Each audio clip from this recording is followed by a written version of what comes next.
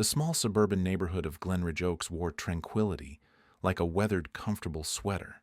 It was a place where the lawns were manicured to perfection, and the cul-de-sacs echoed with the laughter of children and the rustle of leaves.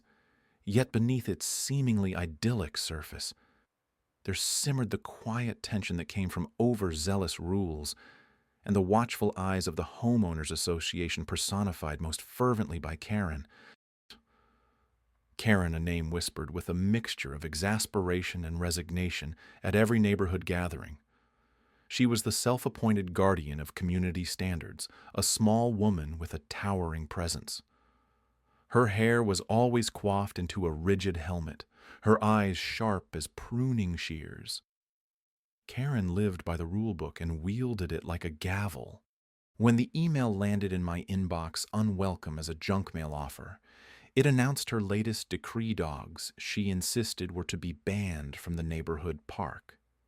Under the guise of maintaining cleanliness and safety, she had decided that Glenridge Oaks would be better, without the joyful chaos of our four-legged companions.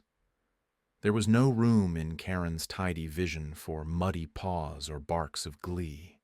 I sat with my coffee, the morning sun streaming through the kitchen window, casting gentle patterns on the tiled floor. I reread the email, the words as prickly as a cactus. It wasn't just the ban that rankled me.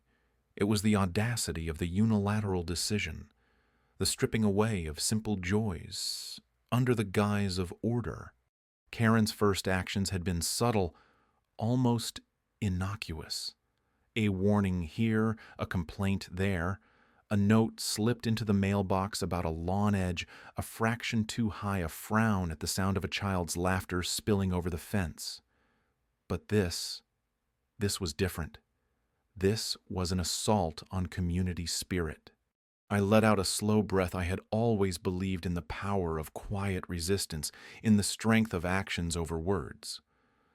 There was no need to storm into meetings with fists full of indignation.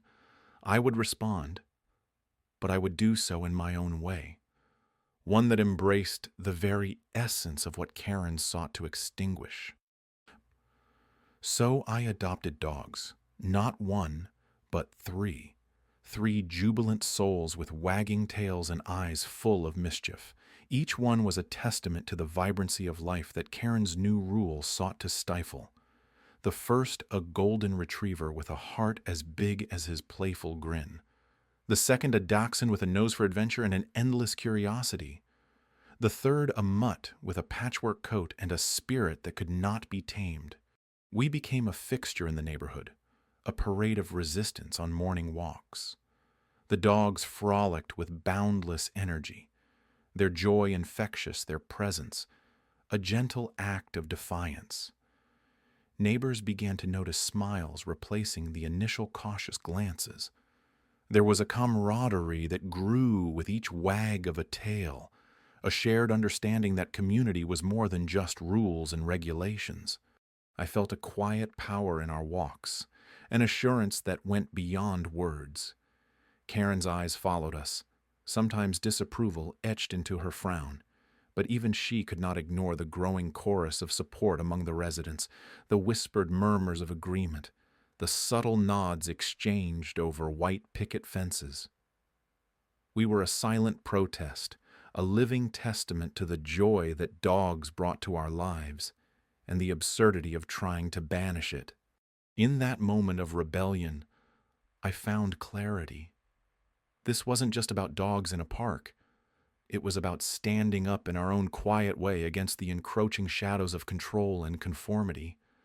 And so with three dogs leading the way, we took to the park, the grass beneath our feet, the sky open above, and a spirit that refused to be leashed. The morning after our protest, the air seemed charged with an electric tension, as if the neighborhood itself held its breath in anticipation. Karen's wrath was as certain as the sunrise, though it promised far less warmth.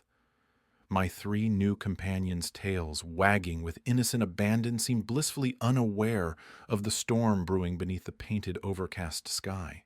Karen wasted no time. The HOA bulletin board, once a mundane fixture of community announcements, now bore her mark. Laminated notices pinned with military precision detailed a slew of new regulations. No dogs allowed in park. During peak hours, noise levels enforced. Pet waste fines increased. Each line was a little soldier in Karen's war against the canine presence. Her vendetta was methodical, a blitzkrieg of bureaucratic proportions. In the days that followed, I observed the transformation of our neighborhood. Once a tapestry of casual camaraderie, it now resembled a battlefield divided by invisible lines. Neighbors whispered behind lattice fences, casting furtive glances, their alliances shifting like sand dunes under an unrelenting wind. Karen, with her coiffed hair and manicured nails, became a general surveying her troops. She patrolled the streets with the self-assured stride of a monarch, safeguarding her realm. The air around her seemed to crackle with the clipped rhythm of her stiletto heels, a symphony of authority and disdain. Citations appeared with alarming frequency. One pinned to my mailbox accused my canine trio of disturbing the peace. Another, a masterpiece of legalese, detailed the specific decibel level permissible between the hours of twilight and dawn, as if dogs could calibrate their joy to a precise volume. The absurdity was almost elegant in its execution. Each notice was a brushstroke on the canvas of Karen's vendetta, a testament to her artistry in the medium of petty authority. Yet irony clung to her efforts like a shadow. The more she strove to impose silence, the louder the community buzzed with defiance and laughter, a quiet rebellion growing in the crevices of her orchestrated order. On a particularly brisk afternoon, I walked the dogs past the park, their leashes weaving through my fingers like ribbons of shared resistance. The air was crisp, carrying whispers of rebellion that rustled through the trees. There, on the horizon of our small park, I saw them gathered neighbors, with their own four-legged protesters, a silent assembly of solidarity. Karen watched from afar, her eyes two cold, calculating marbles. She was a queen surveying a chessboard, yet every move only seemed to tighten the noose of her own making. Her isolation grew palpable, a fortress built on rules and paper crumbling under the weight of its own rigidity. In my heart, a quiet resolve took root. This battle wasn't merely about dogs or parks. It was about voice and choice, about the freedom to stroll through life with a wagging tail and a spirit unchained. And so with every citation, every whispered plot I felt, not the sting of defeat, but the thrill of a cause worth fighting for. Karen may have held the pen, but the ink was in the hands of those who refused to be written out of their own story. The park, a patch of green defying her gray mandates, stood as a testament to the simple joys she couldn't comprehend. This was our protest, a life-lived pause, pattering on pavement, weaving a new narrative in the spaces her rules couldn't touch.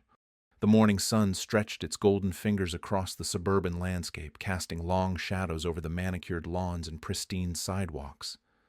I sat on my porch, sipping coffee. My 3 dogs sprawled lazily at my feet, each content in their new home.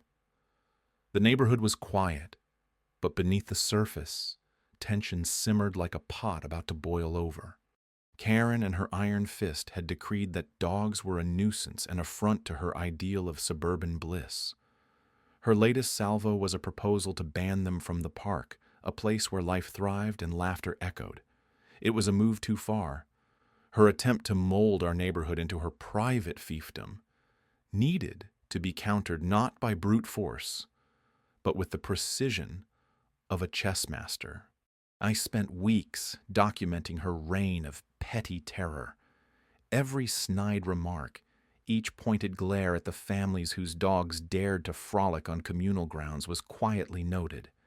Her obsession with control was meticulous, but so was mine. Like an artist preparing a canvas, I gathered evidence, each piece a brushstroke in the tapestry of her downfall. The park was more than a playground for pets. It was the heart of our community. People gathered there, bonds were forged.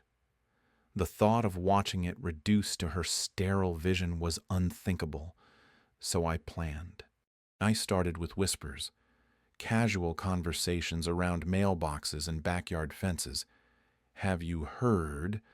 I'd muse casually, sowing seeds of dissent. The neighbors previously cowed by Karen's reign began to express their discontent in hushed tones, growing louder. More confident, I'd observed the shift. A silent rebellion forming small ripples set to become waves. On the day of the HOA meeting, I was ready. The community center was packed, the air charged with anticipation. Karen sat at the head of the table, her expression smug as if victory was assured. But I had an ace up my sleeve. Calmly, I distributed copies of my documentation, a dossier of her transgressions. Whispers turned to a murmur, then a chorus. Faces that once bore expressions of submission now carried the light of resistance. Karen's facade of control began to crack, her smug smile faltering as realization dawned. Her proposal was tabled, the vote postponed, but the victory was ours. The irony was palpable. Her quest for dominion had sown the seeds of her undoing. As the meeting adjourned, the neighborhood buzzed with newfound energy.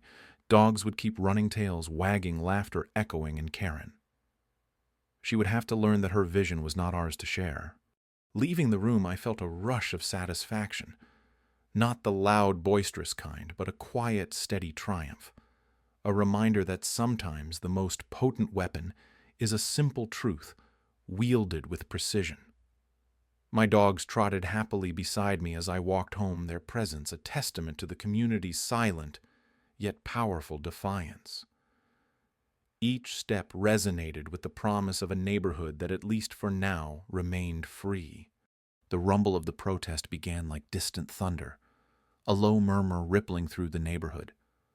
I watched from my porch, the 3 dogs at my feet like sentinels, their alert eyes scanning the horizon, ears twitching at the faintest sound.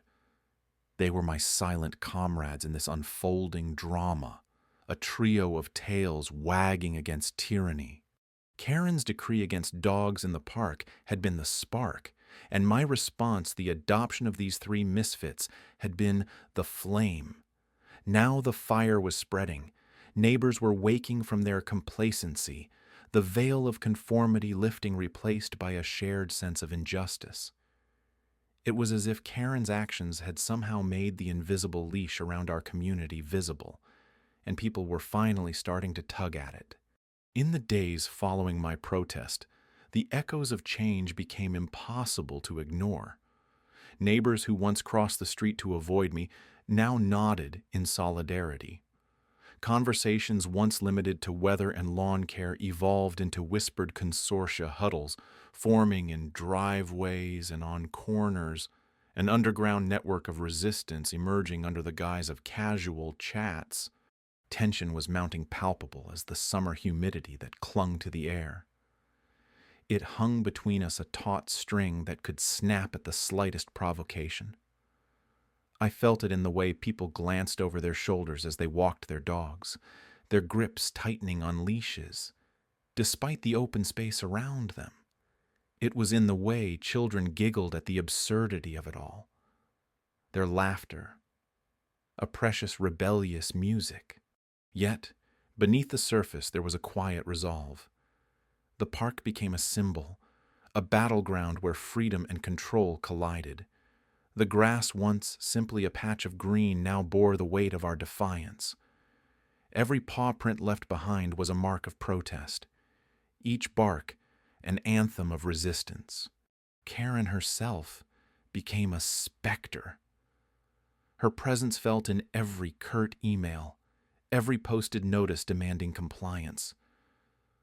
Her words were like the static of a radio caught between stations, a constant grating noise that frayed the edges of our patience.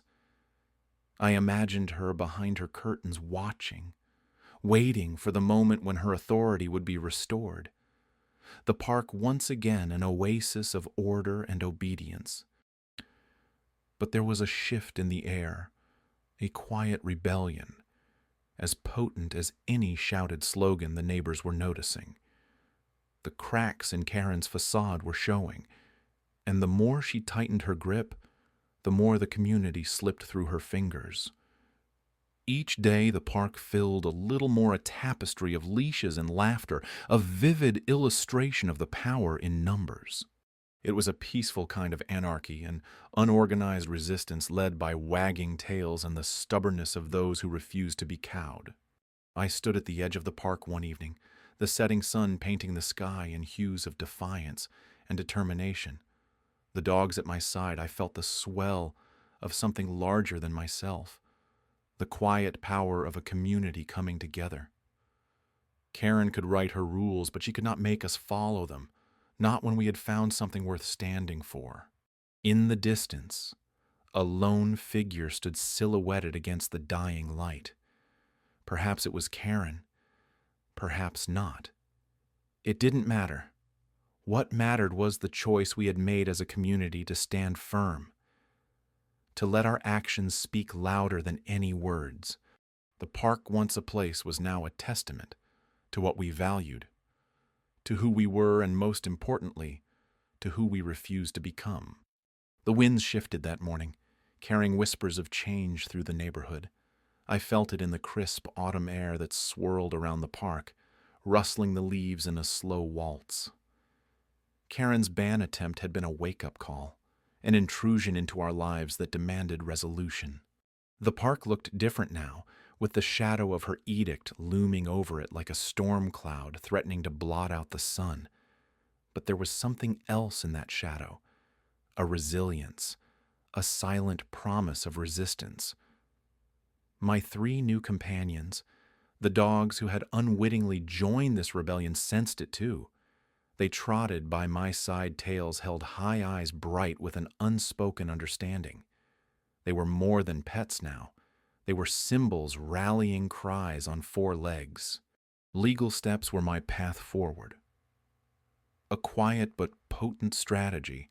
I had spent nights poring over bylaws and municipal codes, immersing myself in the language of the system that Karen wielded like a sword. The irony. Her own rules were her downfall. The bylaws were clear, and she had overstepped. With a calm resolve, I crafted my appeal. It was not a barrage of angry words or a heated confrontation. It was a precise, calculated strike, the kind that leaves no room for rebuttal. The letter was my weapon, each word a carefully chosen bullet aimed at the heart of her overreach. In the days leading up to the neighborhood meeting, I found solace in the routine of walking the dogs. With every step, the weight of their paws pressed assurance into the earth, grounding me. The park, once a battleground, had become a sanctuary again, a place of quiet defiance against the encroaching tide of control. The day of the meeting arrived with an eerie stillness. I stood in the hall, the air thick with anticipation. Faces turned towards me as I entered a sea of expressions ranging from supportive nods to skeptical glances. Karen stood at the center, her posture, rigid eyes, flashing with the false confidence of someone who believes their authority unassailable. I took my place, feeling the eyes of the community upon me. The tension was a living thing, pulsing in the room like a heartbeat. The moderator cleared his throat, signaling the start. When my moment came, I delivered my argument with quiet conviction. Each point flowed seamlessly into the next, a river of logic eroding the foundation of Karen's decree. I watched as understanding dawned on some faces, the realization that this was not a mere squabble over dogs, but a stand against tyranny cloaked in regulation. In the silence that followed, a single line cut through the tension, a voice from the crowd, low but clear, resonant with the power of simple truth. We stand with them. Karen's facade cracked. Then the brittle mask of authority crumbling under the weight of collective will. Her eyes darted, searching for support that had evaporated like mist in the morning sun. The vote was decisive, a resounding rejection of her attempt to impose control. The ban was overturned. The park returned to its rightful guardians, our four-legged friends. As the meeting adjourned, I stepped outside into the crisp air, my heart lighter. The dogs raced ahead, their joy unabashed, their freedom. Reclaimed, the park bathed in the golden light of late afternoon, felt renewed, a haven untouched by the shadows of power. In that moment, I understood a simple truth. True strength lies not in the loudest voice, but in the quiet, steadfast resolve to stand for what is right.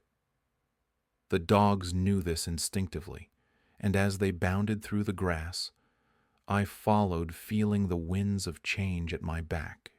As the first light of dawn crept over the rooftops, the quiet hum of awakening stirred the neighborhood. The protest at the park had transformed our lives. The energy from the rally still fluttered in my chest. The sight of the community, vibrant, united, and loud, lingered in my mind like a favorite song. Karen's attempt to ban dogs had backfired spectacularly. The irony wasn't lost on anyone. Her crusade had united us more than any of her rules ever could. And now the park was ours again, alive with the joyful cacophony of barking and laughter. The morning air was crisp, with just a hint of autumn coolness. The leaves whispered secrets to one another, rustling as my three dogs, Charlie, Max, and Luna, bounded across the park with unrestrained joy. Their paws kicked up little sprays of dew sparkling in the early light. I stood at the edge of the grass watching them play. My heart swelled with a sense of quiet victory. Karen had retreated, her influence dimming like the last glow of a dying ember. The community had chosen connection over control. The park was the heart of our neighborhood again, beating strong and true. Karen's window overlooking the park was shut tight now, a silent fortress of her own making. Once her sharp gaze was ever present, cutting and cold as she scrutinized every move. But today the blinds remained closed. Her absence was both palpable and profound. A void where her presence used to loom large. I reflected on how swiftly things had changed. How a single spark of defiance had ignited a wildfire of camaraderie. Karen had underestimated us. She'd tried to stifle the lifeblood of the community, but in doing so, she'd only strengthened it. The irony was rich. By trying to control, she'd lost control. By trying to isolate, she'd united us. There was a lesson hidden in the folds of these events. Perhaps even Karen would find it one day. Children's laughter rang out as they tumbled through the grass, weaving around the dogs. Their joy was infectious, rippling through the park like a wave.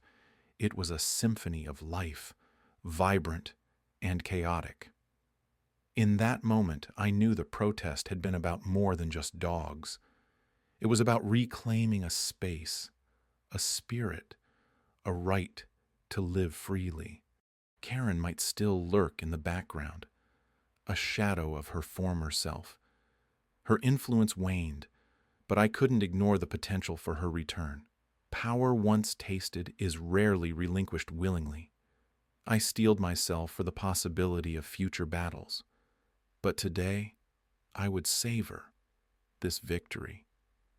Today, we had won.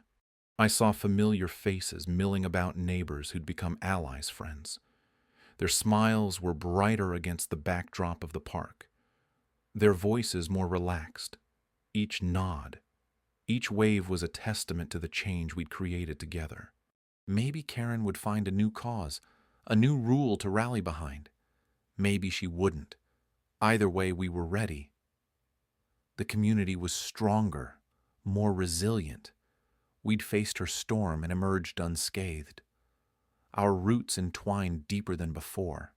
In the end, the park was a testament to our resilience, a symbol of our unity. And as I watched my dogs play the sun climbing higher into the sky, I knew we'd built something lasting, something that Karen could never take away.